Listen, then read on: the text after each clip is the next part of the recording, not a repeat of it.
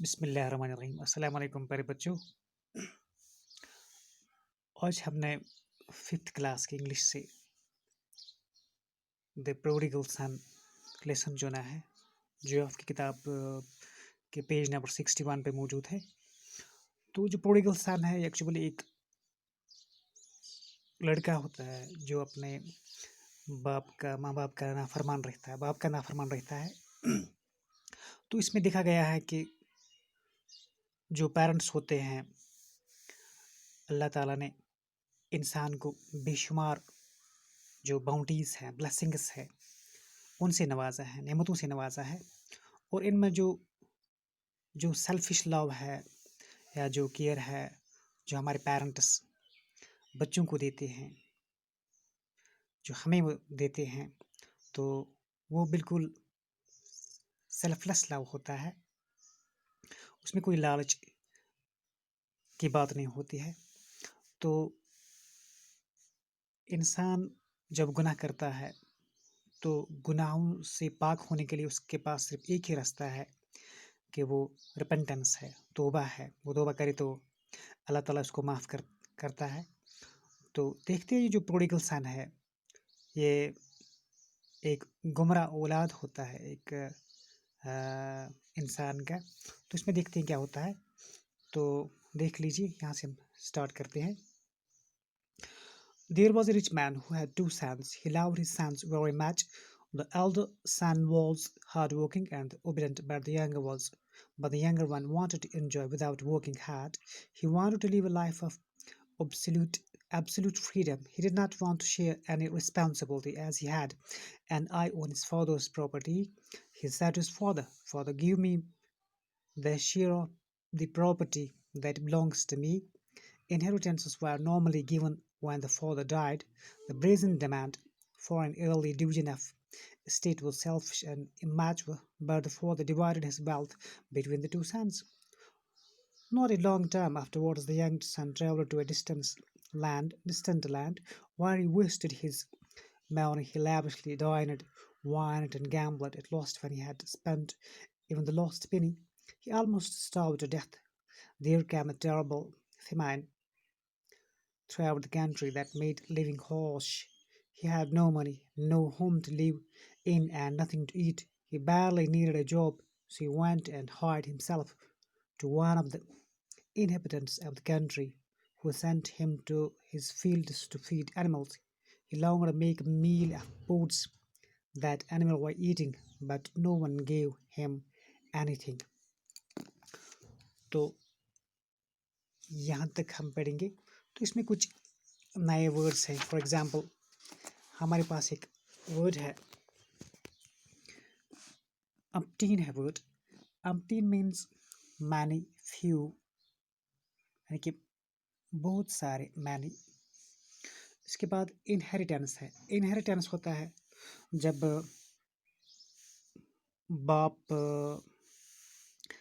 किसी का बाप, कोई आदमी जब मर जाता है तो मरते मरते अपनी जो उसकी प्रॉपर्टी होती है, उसकी जो वरासत होती है, वो उसको डिवाइड करता है, अपने बच्चों में डिवाइड करता है, बराबर तकसीम करता है। उसको इनहेरिटेंस कहते हैं, इसको मीरास बोलते हैं। Inheritance means money, property that is received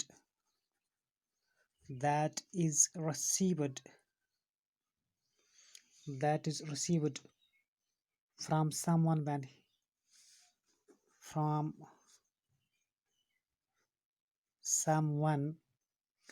when that person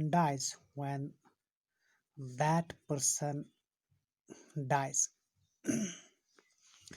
तो उसके बाद जो हमारे स्टोरी का टाइटल ही है प्रोडिगल। मैंने आपको बताया कि जो प्रोडिगल होता है एक्स्ट्रावेजेंट यानी कि वो मतलब वो आदमी जो फजूल खर्च करता है, दौलत उड़ाता है, फजूल खर्ची में उड़ाता है, फजूल खर्ची में दौलत वो जो खर्च करता है, उसको प्रोडिगल कहते हैं। एक्स्ट्रावेजेंट एक्स्ट्रावेजेंट यानी कि फजूल खर्च करने वाला, ऐश अशरत में दौलत को उड़ाने वाला, एक्स्ट्रावेजेंट। चलो हम इसको एक्सप्लेन करने की कोशिश करते हैं। एक आदमी था, अमीर आदमी था, उसके 2 बेटे थे, तो वो दोनों को बराबर का वो प्यार देता था।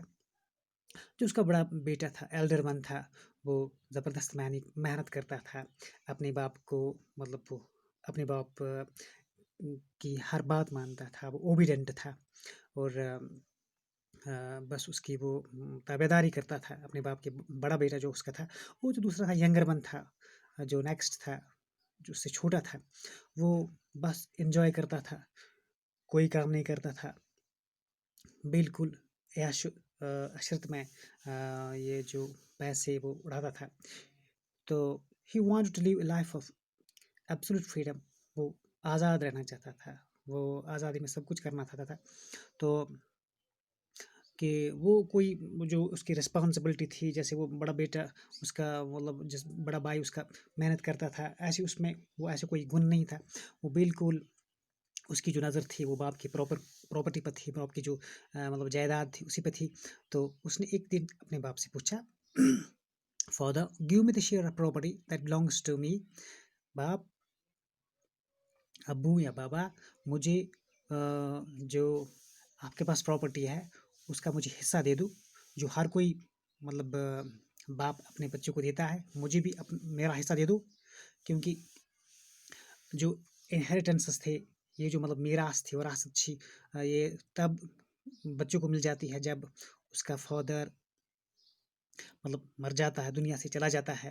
ये जो ब्रेजन डिमांड थी, जो फजूल डिमांड थी, जो मतलब बेहया, ये बेलूस मतलब बेहया, ये बेइज्जत वाली जो ये डिमांड थी किसकी, जो मतलब छोटी जो इसकी छोटी बेटी की, कि पहले ही अभी तो बाप इसका जिंदा था, उससे वो पहले वो उससे मांगता था कि ये जो मुझे अपने हिस्सा प्रॉपर्टी में हिस्सा दे दो।